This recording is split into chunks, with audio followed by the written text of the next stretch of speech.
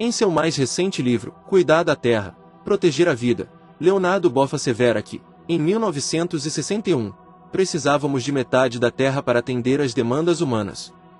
Em 1981, empatávamos, precisávamos de uma Terra inteira.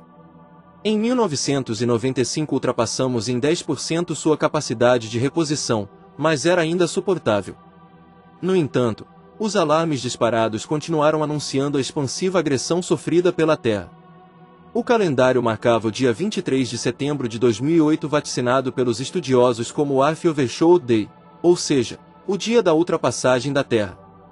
A partir dessa data constatou-se, em escala universal, que a Terra ultrapassou em 30% sua capacidade de suporte e reposição.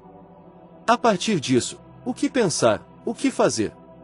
Continuar de forma desenfreada a exploração ou dilapidação dos recursos naturais sem limites ou fazer a reversão de forma rápida? Continuar priorizando o mercado que exige mercadorias diversificadas a todo instante ou olhar com respeito e atenção redobrada para a qualidade de vida? Continuar com a prática traçada desde os trabalhos seminais das ciências econômicas que pontuam que crescimento econômico é remédio eficaz para a cura dos males sociais ou fazer com que essa mesma ciência esteja submetida ao projeto de vida, cuja essência é a qualidade e não a quantidade? Respostas a essas dúvidas estão soltas por aí, embora haja mais dissenso que consenso em matéria de se pensar a intrincada relação economia, natureza, recursos, desejos, produção, consumo. Eric Hobsbawm, um dos maiores intelectuais do século XXI, a esse respeito já se posicionou: ou ingressamos num outro paradigma ou vamos de encontro à escuridão. Por outro paradigma, o renomado historiador quer dizer que não basta fazer mudanças no sistema, é preciso mudar o sistema. Destruir a natureza em troca dos apelos da voracidade do mercado de consumo é, antes disso, destruir as teias que sustentam a vida. O mercado, assim como toda a economia, depende de algo que está acima de tudo isso, a natureza.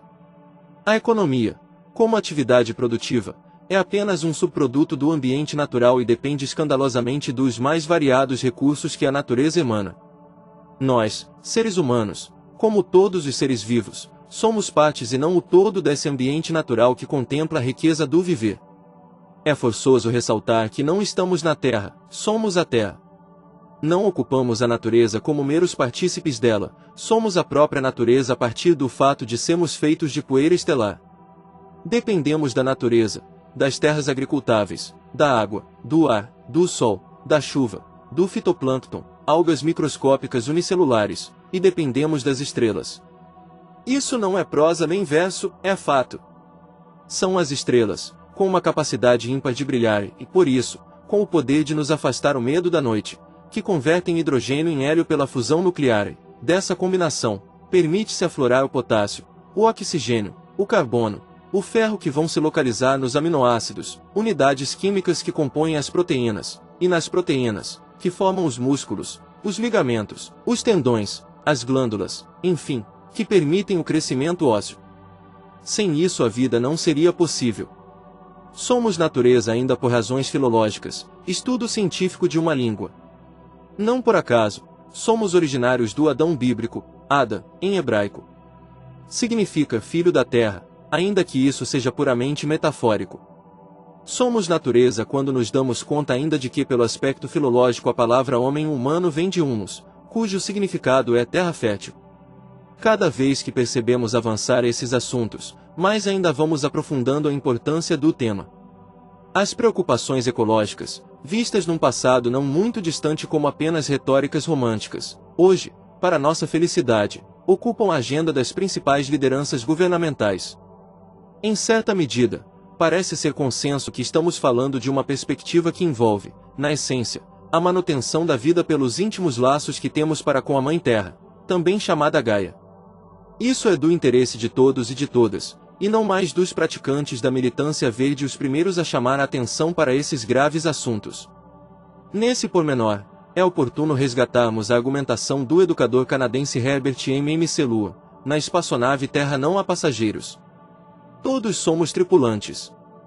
A economia, sendo um espaço de conhecimento das ciências humanas, não pode prescindir de ajudar na disseminação de um discurso em prol da vida, e não a favor do Deus-mercado como tem sido frequente desde o surgimento da escola clássica no século XVIII. Discutir desenvolvimento pelas lentes das ciências econômicas é, antes de mais nada, pensar em aspectos qualitativos, e não na atual dimensão econômica dos projetos que apontam, unicamente, para o aspecto quantitativo. Perceber a economia apenas pela quantidade de coisas produzidas é um erro abissal que somente tem feito provocar ainda mais a cultura do desperdício e da falta de parcimônia em matéria de regular atividade produtiva, ao passo que aprofunda o consumismo, essa chaga do sistema capitalista. Ainda hoje, mesmo diante dos mais contundentes e acirrados discursos sobre a grave crise ambiental que se estabelece, apresenta-se como sendo uma boa política econômica aquela capaz de fazer o PIB subir, independente se esse crescimento se dará nas bases da exploração ou destruição ambiental. Esquecem ou ignoram os apedeutas que tudo que cresce muito, ou explode ou esparrama. Explodir, esparramar, significa, grosso modo, perdas, desperdícios. Crescer por crescer é a base das células cancerígenas. A economia não pode mais trilhar esse caminho. Isso leva à morte. Ora, isso não é solidificável, é altamente destrutível. O caminho de qualquer economia que apenas prioriza e faz de tudo para atender aos ditames do mercado que clama por mais produção e consumo, atingindo picos de crescimentos inimagináveis, é por todos conhecido: destruição, desmatamento, poluição, escassez, extinção das espécies. É em nome desse modelo perverso e criminalmente responsável por mortes que o mercado é abastecido enquanto a natureza é descapitalizada, ao passo que a vida é posta em risco. Uma hora qualquer, e que não seja tarde demais, alguém irá perceber que as palavras do cacique Seattle ditas ao governante norte-americano em 1854 estavam pontualmente certas. Eles vão perceber que não dá para comer dinheiro. Para o bem de todos é necessário aludir que não se pode medir crescimento de uma economia quando se derruba uma árvore, se polui um rio, se contamina uma nascente. Isso tem outro nome: insanidade. Não há economia que prospere sustentavelmente nas bases dessa patologia. Para atenuar esse discurso, os economistas modernos criaram a expressão desenvolvimento sustentável. No entanto, não são poucos os que cometem outro equívoco na vã esperança de que essa palavra mágica, sustentável, seja de fato algo aplicável. Todavia, resta-nos indagar: sustentável para quem? Como? Quando? Onde? A continuar a exploração desenfreada, não é possível sustentar esse crescimento. Logo, a expressão é, por si, falaciosa.